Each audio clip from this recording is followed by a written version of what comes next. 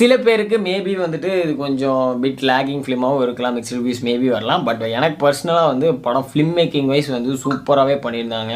கதை wise connect, அது reveal பண்ணுற விதம் எல்லாமே வந்து சூப்பராக பண்ணியிருந்தாங்க. எந்தெந்த டைமில் எந்தெந்த இதை வந்து ரிவீல் பண்ணி பீக் கொண்டு போகணுங்கிறத வந்து சூப்பராக வந்து விளையாடி வச்சுருந்தாங்க. அதாவது ஒன்னொன்னையும் வந்து அவர் வந்து ஆடியன்ஸை வந்து இந்தந்த நேரத்தில் இது வந்து அவங்க ஃபீல் பண்ணும், மேக் பண்ணும் அப்படின்னு சொல்லி அவங்கள ஒரு எமோஷனில் வந்து விளையாடி கொண்டுட்டு போனார்.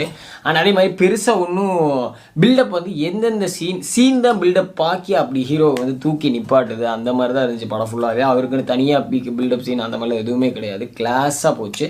அண்ட் கிளைமேக்ஸ் வரைக்குமே எமோஷன் வந்து ரொம்ப வந்து டெவலப் ஆகிருக்காது. அதுவும் அதே மாதிரி வந்துட்டு இப்போ ஜிகர்தண்டா டபுள்எக்ஸ்லாம் வந்து அவ்வளோ எமோஷன் வந்து கிளைமேக்ஸ் போகிறப்ப பீக்காக இருக்கும். இதில் வந்துட்டு அவ்வளோ எமோஷன்லாம் அவ்வளோ இதெல்லாம் கொண்டுட்டு போகல.